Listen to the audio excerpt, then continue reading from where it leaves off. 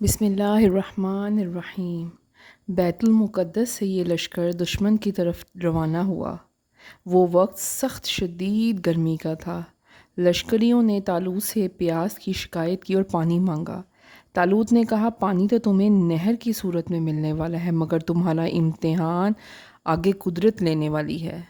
پیاس کی شدت میں حکم کی اطاعت پر مستقل رہو گے تو تم سے امید ہو سکتی ہے کہ سختیوں کا مقابلہ کر سکو، اور جو اس وقت خواہشوں کے آگے سر جھکا گیا اور تشنگی سے گھبرا گیا، نافرمانی کر بیٹھا، وہ آئندہ بھی ثابت قدم نہ رہ پائے گا۔ چنانچہ جب یہ چلتے تو ان میں سے 313 تھے جنہوں نے صبر سے کام لیا اور ایک چلو لے کر اپنے جانوروں کو پانی پلا دیا، اور اس سے سارے جانور تازہ دم ہو گئے۔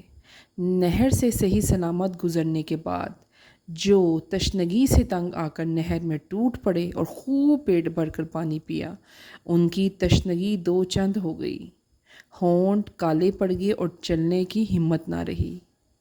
حضرت داؤد علیہ السلام کے والد کا نام عیشا تھا۔ یہ بھی طالوت کے لشکر میں سے تھے۔ ان کے تمام دیگر فرزند بھی شریک تھے۔ حضرت داؤد علیہ السلام حضرت عیشا کے سب سے چھوٹے بیٹے تھے، اور عیشا زرد رنگ کے تھے، بکریاں چراتے تھے۔ چونکہ گھر بھر اس جنگ میں شریک تھا، آپ بھی لازمی طور پر شریک ہو گئے۔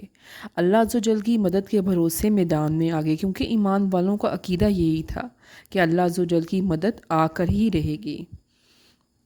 جب جالوت اپنے لشکر کے ساتھ نہایت متکبرانہ شان سے سامنے آیا اور بنی اسرائیل سے مبارز طلبی کی، تو وہ اس کی قوت جسامت دیکھ کر گھبرا گئے، اس لیے کہ جالوت بڑا قوی الجثہ، شاہ زور اور قد آور تھا۔ طالوت نے اپنے لشکر میں اعلان کیا کہ جو شخص جالوت کو قتل کرے، میں اسے اپنی دامادی میں لوں گا اور نصف ملک کا اسے مالک بناؤں گا، یعنی آدھے ملک کا بادشاہ بنا دوں گا۔ مگر اس اعلان پر بھی کسی کی ہمت نہ پڑی۔ طالوت نے حضرت شموئیل علیہ السلام سے بارگاہ الہی میں دعا کرنے کی درخواست کی۔ آپ نے دعا کی، من جانب اللہ عز و جل بشارت ہوئی کہ حضرت داؤد علیہ السلام کے ہاتھ میں جالوت کی موت ہے۔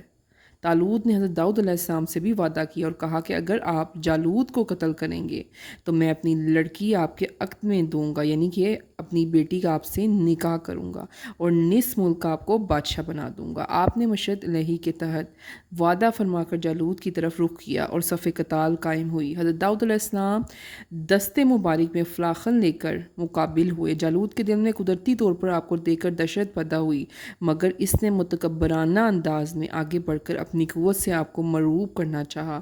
آپ نے فلاخن میں غلیل ڈالا اور ایسا تاک مارا کہ اس کی پیشانی کو توڑ کر وہ پیچھے نکل گیا اور جالوت مر گیا۔ حضرت داؤد علیہ السلام نے اس کی لاش لا کر طالوت کے سامنے ڈال دی، اور تمام بنی اسرائیل خوش ہو گئے، اور طالوت نے حسب وعدہ حضرت داؤد علیہ السلام کو نصف ملک دے دیا اور اپنی بیٹی کا آپ سے نکاح کر دیا۔